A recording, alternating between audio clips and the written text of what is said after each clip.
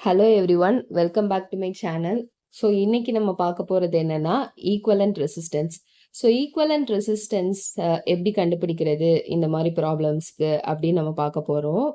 Okay, ஜென்ரலாக இது வந்து சிம்பிள் சம்ஸ், இதையும் பார்ப்போம். இன்னும் நம்ம ப்ராப்ளம் சால்வ் பண்ணுறதுக்கு நம்ம ஈக்குவலண்ட் ரெசிஸ்டன்ஸ் வந்து சோர்ஸ் வோல்டேஜ், சோர்ஸ் கரண்ட் வச்சும் நம்மளுக்கு ப்ராப்ளம்ஸ் வரும். ஸோ அதில் என்ன பண்ணணும்னா, வோல்டேஜ் சோர்ஸ் இருந்தால் அதை ஷார்ட் சர்க்யூட் பண்ணிட்டு ஈக்குவலண்ட் ரெசிஸ்டன்ட் கண்டுபிடிக்கணும். கரண்ட் சோர்ஸ் இருந்தா அதை ஓப்பன் பண்ணிடணும், ஓப்பன் சர்க்யூட். ஓகே, இப்போ இது வந்து டைரக்டா சோர்ஸ் வோல்டேஜ் இல்லாம, டைரக்டா சோர்சஸ் எதுவும் இல்லாம ரெசிஸ்டன்ஸ் மட்டும் கொடுத்துருக்காங்க. ஸோ இதை எப்படி பார்க்கறதுன்னு நம்ம பார்க்கலாம். ஓகே, இந்த சம்முக்கு நம்ம வந்து இதுக்கு அக்ராஸா இருக்கிற ஆர் ஈக்குவலண்ட் கண்டுபிடிக்கணும். இப்போ வந்து இது ஏ, இது பி. அப்போ இது வந்து இதுல கனெக்ட் ஆகிருக்கனால இந்த டெர்மினலும் ஏ, இந்த டெர்மினல் இதுல கனெக்ட் ஆயிருக்கனால இந்த டெர்மினலும் பி. ஸோ இப்போ வந்து ஏ பி அப்படி நம்ம ரெண்டு எடுக்க போறோம். ஸோ வந்து ஏக்கும் பிக்கும் நடுவுல ஒரு 4 ஓம், அப்புறம் ஏக்கும் பிக்கும் நடுவுல ஒரு 12 ஓம்,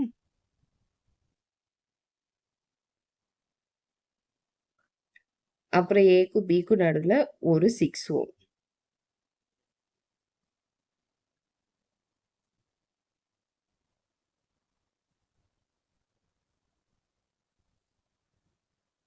ஓகே, பேரலா இருந்தா நம்ம என்ன ஃபார்முலா யூஸ் பண்ணுவோம்? 1 by R equivalent equal to 1 by 6 plus 1 by 12 plus 1 by 4. இப்போ நம்ம வந்து 12 LCM எடுத்தா 2 plus 1 plus 3. So 6 by 12, 1 by 2 ohm. Okay, இது 1 by R equivalent. அப்போ R equivalent என்னது? 2 ohm.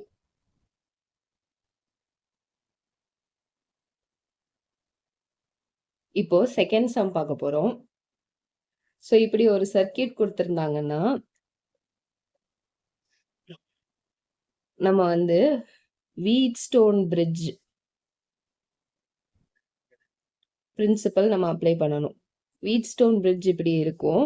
ஸோ அதுல வந்துட்டு பிரிட்ஜ் வந்து பேலன்ஸ் ஆயிருந்தா இந்த இதுல போகிற கரண்ட் வந்து 0. ஸோ வந்து நம்ம வந்து பிரிட்ஜ் பேலன்ஸ்டா இருக்கிறதுக்கு என்ன கண்டிஷன்னா, இந்த ஆப்போசிட் ரெசிஸ்டன்ஸை மல்டிப்ளை பண்ணா, so Z1 Z4 equal to Z2 Z3 அப்படிங்கிறதா கண்டிஷன். ஓகே, ஸோ இது ஆப்போசிட்டை நம்ம மல்டிப்ளை பண்ணணும். இப்போ வந்து இது பேலன்ஸ்டா இருக்குதா, அப்போ வந்து I ஈக்குவல் டு 0. இது வந்து கண்டிஷன். இப்போ இது பேலன்ஸ் ஆகலைன்னா நம்ம ஸ்டார் டெல்டா அப்படின்னு star to delta, delta to star conversion நம்ம வந்து இதில் பார்த்துருக்கோம் பேசிக்ஸில். ஸோ அந்த மாதிரி கன்வெர்ட் பண்ணி நம்ம சால்வ் பண்ணணும். ஸோ இதில் வந்து பிரிட்ஜ் பேலன்ஸ் ஆயிட்டு 4 2s are 8, 4 2s are 8, 8 equal to 8. So bridge balance ஆயிட்டு இதில் இருக்கிற கரண்ட் 0. ஸோ இந்த சர்க்கியூட்டை நம்ம எடுக்க வேண்டாம். அப்போ இந்த சர்க்கியூட் எப்படி மாறிடும்னா,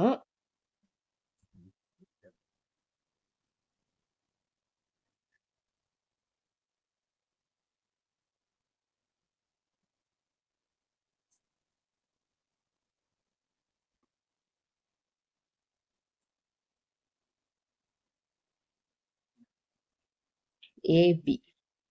ஓகே, ஸோ இது இந்த டெர்மினலுக்கு அக்ராஸாக இருக்கிற ரெசிஸ்டன்ஸ் நம்ம கண்டுபிடிக்கிறோம். ஸோ இது ரெண்டும் சீரீஸாக இருக்கு, இதை மல்டிப்ளை பண்ணிடுறோம். R equivalent is equal to 2 plus 2 in parallel with 4 plus 4. இப்போ 4 in parallel with 8. நம்ம பேசிக்ஸ்லேயே ஒரு ஷார்ட்கட் பார்த்துருப்போம். R in parallel with 2R அப்படி இருந்துச்சுன்னா R by 3, 2R by 3 அப்படின்ட்டு நம்ம பார்த்துருப்போம் ஃபார்முலாவில் பேசிக்ஸில். அந்த இதை நம்ம இதில் அப்ளை பண்ணணும். ஸோ இது 4 இன் parallel with 8னா r in parallel with 2r. So 8/3 r equivalent. இல்லை ஷார்ட்கட் ஞாபகம் வச்சுக்க கஷ்டமா இருக்கு அப்படின்னு பார்த்தா 1/r equivalent equal to 1/4 plus 1/8 2 plus 1/8. அப்போ 1/r equivalent is equal to 3/8. r equivalent is equal to 8/3. Okay, shortcut வச்சா ஈஸியா நம்ம சால்வ் பண்ணிடலாம். ஓகே, இப்போ இந்த சர்க்கியூட்ல நம்ம வந்து r equivalent கண்டுபிடிக்க போறோம். ஓகே, இந்த மாதிரி சர்க்கியூட்ல ஃபர்ஸ்ட் உள்ள இருந்து நம்ம வந்து அப்படியே சால்வ் பண்ணி அப்படியே நம்ம வந்து கொண்டு வரணும். இப்போ ஃபர்ஸ்ட் சம் அப்படிங்கறனால நான் வந்து எல்லாத்தையும் டிரா பண்ணி காட்டுறேன்.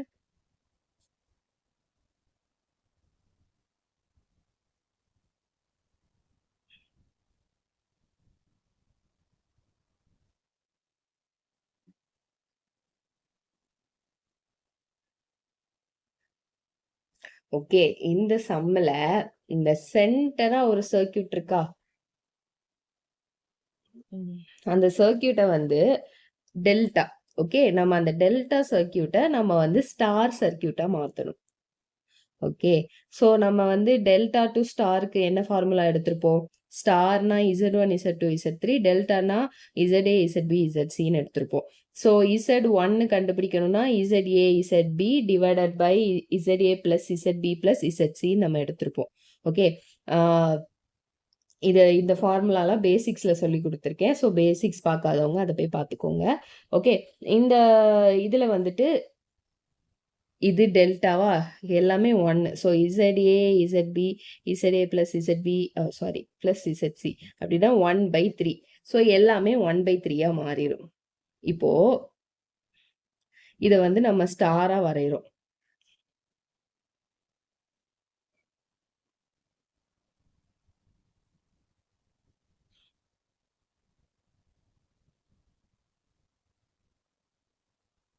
ஒன் பை த்ரீ மிச்சம் எல்லாமே 1 1 1 1 1. ஓகே, ஆல்ரெடி இங்க ஒரு 1 ஓம் இருக்கு. ஒன்றும் இல்லை, இந்த டெல்டாவை நம்ம ஸ்டாரா கன்வெர்ட் பண்ணியிருக்கோம்.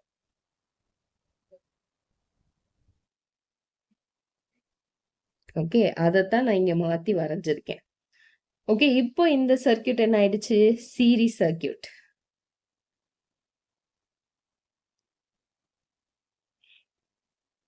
ஒன்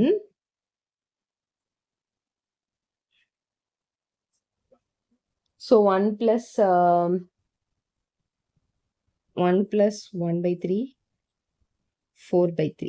ஓகே, ஸோ இதெல்லாம் 4/3 இதுவும் 1 plus 1/3, ஸோ 4/3. அப்புறம்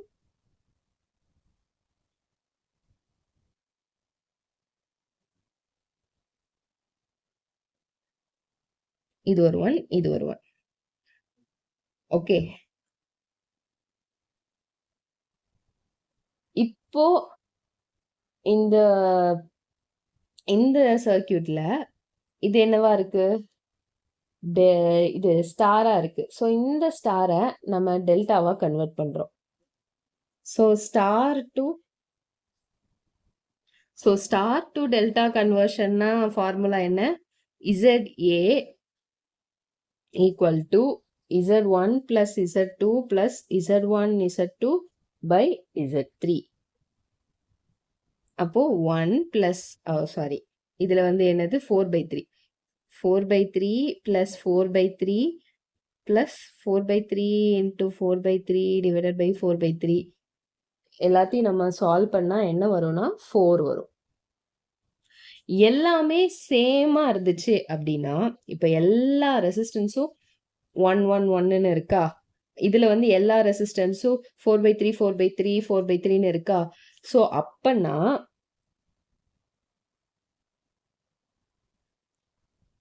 ஸ்டார் டு டெல்டா கன்வர்ஷன்ல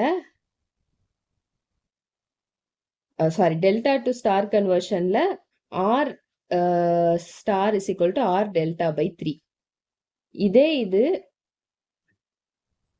அப்படியே ஸ்டார் டு டெல்டா கன்வர்ஷன்ல delta r delta is equal to 3 into r star.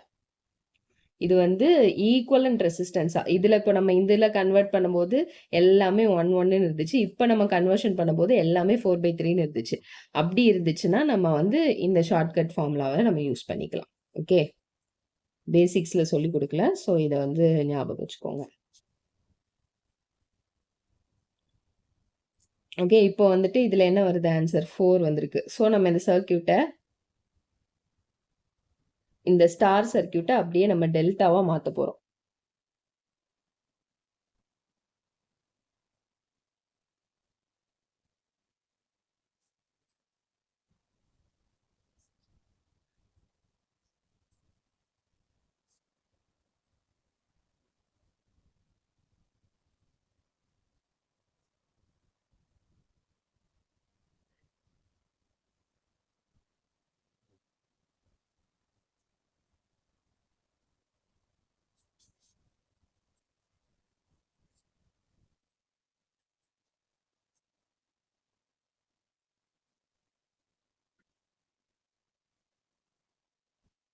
இப்போ இந்த சர்க்கியூட்ல வந்து this in parallel with this in parallel with this in parallel with this. அதாவது parallelனா ரெண்டுக்கும் ஒரே நோட் இருக்கணும். ஓகே, ஸோ இது இதுல ஸ்டார்ட் ஆகி இதுல முடியுது, இது இதுல ஸ்டார்ட் ஆகுது. ஓகே, parallel சர்க்கியூட்னா ஒரே நோட்ல ஸ்டார்ட் ஆகி ஒரே நோட்ல முடியணும். ஓகே, இப்போ இது parallel இருக்கிறதுனா நம்ம என்ன பண்ணுவோம்? 1/R equivalent is equal to 1/1 plus 1/4. 4 plus 1/4, 5/4. இது 1/R equivalent. So R equivalent is equal to 4/5. இப்போ இந்த சர்க்கியூட் எப்படி மாறிடுச்சுன்னா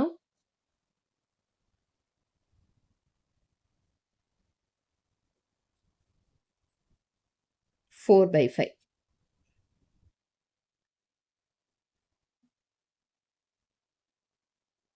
இப்போ நம்மளுக்கு இங்கதான் முக்கியமா ஏக்கும் பிக்கும் அக்ராஸா நம்ம கண்டுபிடிக்கணும்.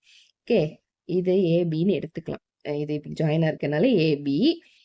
So this one parallel with this. அப்போ இதுக்கு அக்ராஸா நம்ம இதை ரெண்டையும் எடுக்கணும். சப்போஸ் சில சர்க்கியூட்ல வந்து ஏதாவது ஜாயிண்டா இருந்துச்சுன்னா மூணுமே நம்ம பேரலல்னு எடுத்துக்கணும். ஓகே, அதை நம்ம போக போக பார்க்கலாம். இப்போ நம்ம எதுக்கு அக்ராஸா எடுக்கிறோமோ மிச்சம் எல்லாமே நம்ம சீரீஸா நம்ம கனெக்ட் பண்ணணும். மிச்சத்தோட டெர்மினலை நமக்கு வந்து ஐ மீன் மிச்சத்தோட நோடை வந்து நம்ம கன்சிடர் பண்ணக்கூடாது. ஓகே, இப்போ இதுக்கும் நம்ம அக்ராஸா எடுக்கிறோம் அப்படின்னா 4/5 இன் பேரலல் வித் இது ரெண்டையும் ஃபர்ஸ்ட் சம் பண்ணிக்கணும். 4/5 in parallel with இது ரெண்டும் சீரீஸா இருக்கு.